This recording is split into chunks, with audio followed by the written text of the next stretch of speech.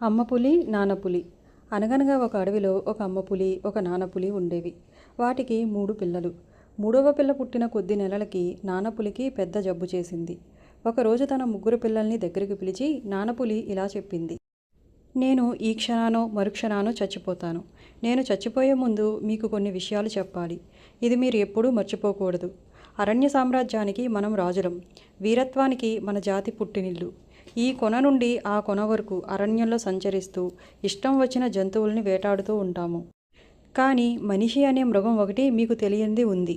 అది చాలా జిత్తులు మారిది, చాలా శక్తిగలది. ఆ మనిషి జోలికి మీరెప్పుడూ పోవద్దు. మనిషి చుట్టుపక్కల ఉన్నాడు అని మీకు ఎప్పుడైనా అనిపిస్తే ఆ ప్రాంతాల నుండి ఇతర చోట్లకు వెళ్ళిపోండి. ఇదే మీకు నా ఆఖరి సలహా. ఈ మాటలు చెబుతూ నానపులి ప్రాణాలు విడిచింది. చాలా కాలం నానపులి చెప్పిన సలహా ప్రకారం పులిపిల్లలు 3 నడుచుకుంటూ వచ్చాయి. వాటికి రోజు కావాల్సిన ఆహారం కోసం అడవి పందులు, జింకలు, లేళ్ళు మొదలైన వాటిని వేటాడుతూ తినేవి. కానీ సరదాకైనా మనిషిని వేటాడాలి అన్న ఆలోచన అవి మనసులోకి రానిచ్చేవి కాదు. ఆ చుట్టుపక్కల ఎక్కడైనా మనిషి సంచారం ఉన్నట్లు తెలిస్తే ఆ చోటు విడిచి దూరంగా పోయేవి. పులిపిల్లలు 3 చిన్నదైన తమ్ముడు పులికి తండ్రి చెప్పిన సలహాపై నమ్మకం రోజురోజుకి తగ్గిపోవటం ప్రారంభించింది.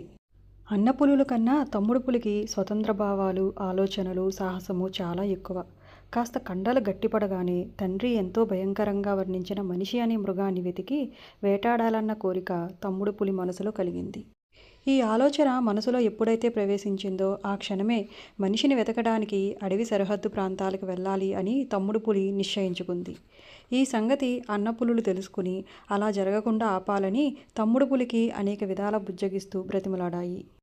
చచ్చిపోతూ తండ్రి చెప్పిన మాటలు జ్ఞాపకం చేశాయి. ఎన్ని విధాలా నచ్చచెప్పాలని ప్రయత్నం చేసినా తమ్ముడు పులి ససేమిరా అంది. నా పట్టును విడవను.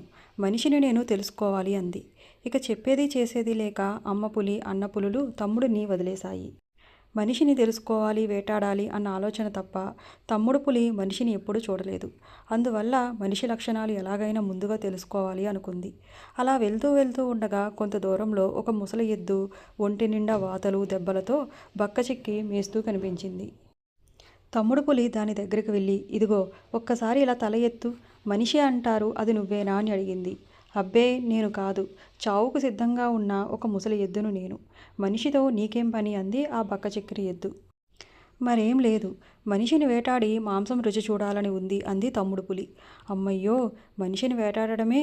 ఇటువంటి పిచ్చి పిచ్చి ఆలోచనలు కట్టిపెట్టు. నా స్థితి ఎలా ఉందో చూడు. దీనంతటికీ ఎవరు కారణం అనుకుంటున్నావు? మనిషి.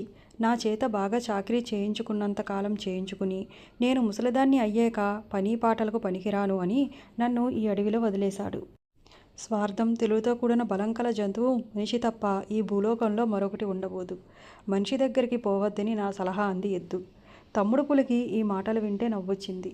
మరి కొంత దూరం పోగా చర్మం వేలాడుతూ ఒక ముసలి ఏనుగు ఒంటరిగా కనిపించింది. తమ్ముడు పులి ఏనుగు దగ్గరికి వెళ్ళి, మనిషి అంటారు నువ్వేనా అని ఏనుగుని అడిగింది. ఏనుగు చాటలాంటి చెవులు ఆడిస్తూ, అబ్బే, నేను చావుకు సిద్ధంగా ఉన్న ఏనుగును. నీకు మనిషితో ఏం పనో నేను తెలుసుకోవచ్చా అని అంది. ఓ, దానికేం, ఏం లేదు. నాకు మనిషిని వేటాడాలని కోరిక.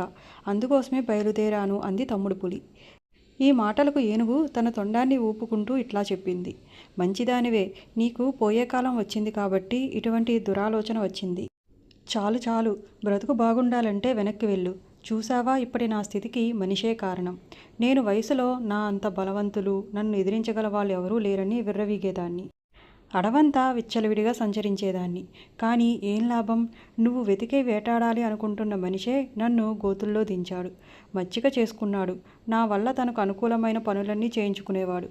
నాలో ఓపిక ఉన్నంతకాలం నేను తిన్నంతా ఇచ్చేవాడు. నేను ముసలిదాన్ని అయ్యి పనికిరాను అని తోచగానే అడవిల్లోకి తోలేశాడు. మనిషి కన్నా స్వలాభి, నేర్పరి ఇంకొక జంతువు ఈ సృష్టిలోనే ఉండదు. నా మాట విని నువ్వు ఆలోచన వదిలిపెట్టు అంది. తమ్ముడు పులికి ఏనుగు చెప్పింది ఏమీ నచ్చల. పైగా బక్క చిక్కిన ఎద్దు, ముసలి ఏనుగు చెప్పిన సంగతులు విన్న తర్వాత మనిషిని వేటాడాలన్న కోరిక మరింత ఎక్కువైంది. కొంత దూరం వెళ్ళగా దూరాన రంపంతో చెట్లను కోస్తున్న శబ్దం వినపడింది. ఆ శబ్దం విని ఆ వైపు అడుగులో అడుగు వేసుకుంటూ తమ్ముడు పులి నడిచింది. అక్కడ ఒక పెద్ద చెట్టుని రంపంతో కోస్తూ ఒక కట్టెలు కొట్టేవాడు కనిపించాడు. తమ్ముడు పులి అతని దగ్గరికి వెళ్ళి ఎగాదిగా చూసి, కాస్త నీ పని కట్టిపెట్టి నా మాటకు జవాబు చెప్పు. మనిషి అంటారు, అది నువ్వేనా అని అంది. ఆ కట్టెలు కొట్టే మనిషి రంపాన్ని ఆపి తమ్ముడు పులి వైపు తిరిగి నేనే మనిషి అంటే నాతో నీకేం పని అన్నాడు. ఈ మాటలు వినేసరికి తమ్ముడు పులికి చెప్పలేనంత సంతోషం కలిగింది.